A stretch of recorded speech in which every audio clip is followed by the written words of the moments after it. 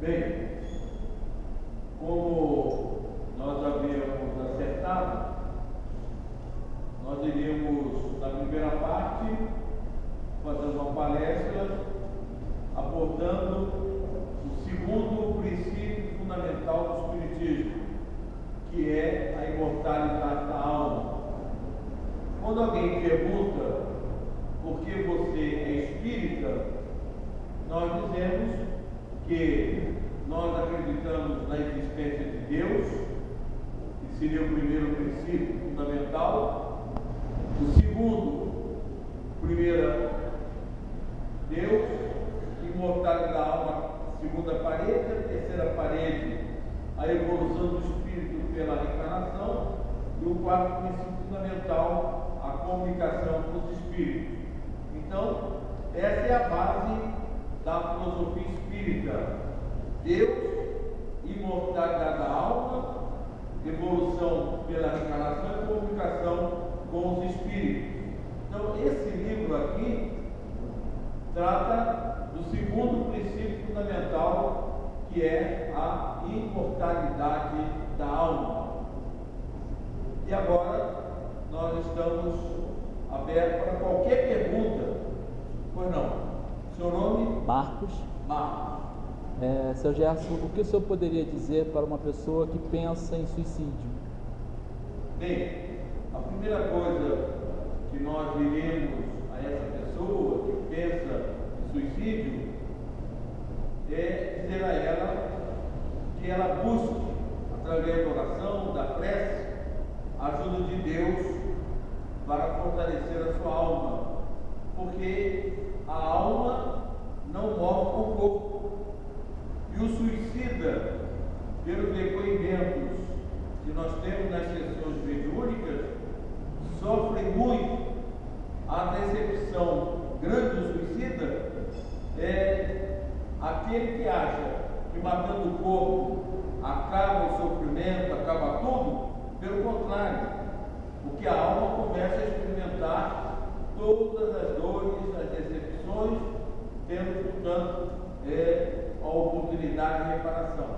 E o suicida, ele volta à Terra novamente para reparar esse grave erro cometido contra a sua própria vida.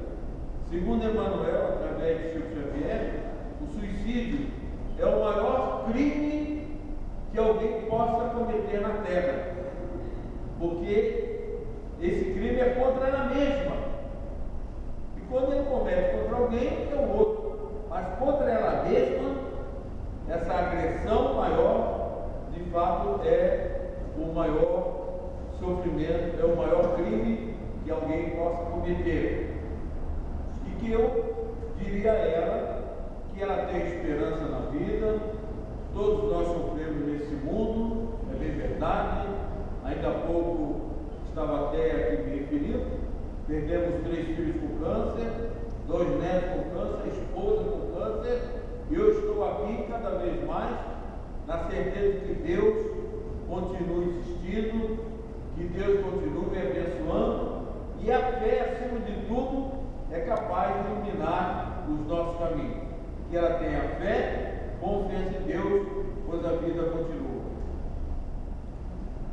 Jovem, pode perguntar. Martins. Isso. Professor, o senhor quando fala da fenomenalidade disso, ele pode ser encarado também ou classificado como bilocação? Não. É outra coisa. A bilocação, o espírito pode estar num determinado ponto e ele irradiar os seus pensamentos, e é possível até através da evidência, aqueles médicos que estiverem na sintonia podem até ver o espírito. Então, nesse sentido da bilocação, a bicorporeidade é corpo, o espírito, o corpo da pessoa está num lugar e a alma dela materializada no outro. Bicorporeidade é outra coisa totalmente diferente. Jovem Paulo.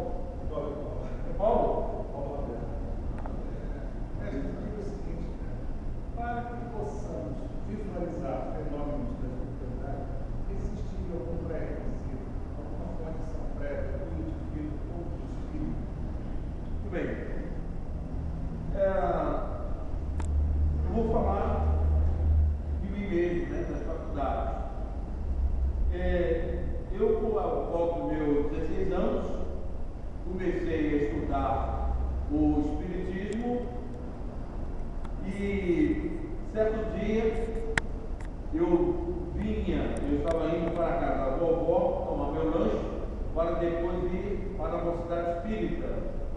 E no caminho, que eram uns 10 minutos a pé, eu vinha decorando o que eu ia falar na mocidade. Então eu vinha em estado de alto, né? Tudo bem. No dia que eu cheguei na casa da vovó, esse sábado, quando eu vou entrando, a minha avó estava deitada na cama e nisso que eu olhei, o vovô, assim perto dela, o vovô havia desencarnado há pouco tempo. E ela naturalmente estava, né, pensando nele e ele ali do lado. Quando eu passei assim para ir para a cozinha, tomar um lanche, eu disse assim, uai, Minas Gerais, né, uai, vovô por aqui. Aí quando eu dei alguns passos, eu disse, uai, o vovô já morreu. Aí quando eu voltei e olhei para a vovó, ela, o que foi, Cássio? Ela sabia, né, que eu queria dizer. Então, é um fenômeno normal. A mediunidade em si, né, naquele momento, eu estava em estado alfa, né, por viver. Em estado comum, se eu tivesse entrado sem estar naquele estado espiritual, não teria visto nada. Bem, então, inicialmente, a faculdade de Minas, na vidência, começou pelo que Kardec chama faculdade impressionável.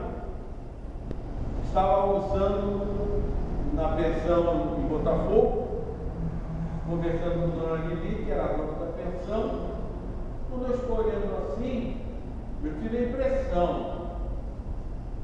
que eu estava vendo. Eu disse, dona Lili, estou vendo assim um senhor, cabelo e tal, um bigodinho e tal. O meu irmão que morreu há 15 dias. Eu não cheguei a ver, foi impressão. Aí depois, na medida que você trabalha, se envolve em outras faculdades, né? Eu sempre trabalhei no campo da cura. Aos 20 anos, estava fundando lá no Hospital Santa Maria, para tuberculose, hoje a ideia, o Grupo Espírita Maria Nazaré. Estou fazendo 57 anos, todos os domingos pela manhã. Então, na medida que você vai se entregando, trabalhando, as ferramentas são dadas como instrumento no campo da visão, da vidência, da audiência. Aquilo vai criando como instrumento de trabalho, não como merecimento, porque eu sou um espírito muito atrasado como tantos outros, mas eu me dediquei ao trabalho, somente junto aos nossos irmãos tuberculosos, que estou lá com meus 57 anos de trabalho. Eu estou com 77, tira 57 presidente do grupo. Não pense que eu já quis entregar o grupo, mas ninguém quer não, viu? É um grupinho muito pequeno, porque no início, quando eu comecei, os companheiros mais velhos, fui na casa de um, a esposa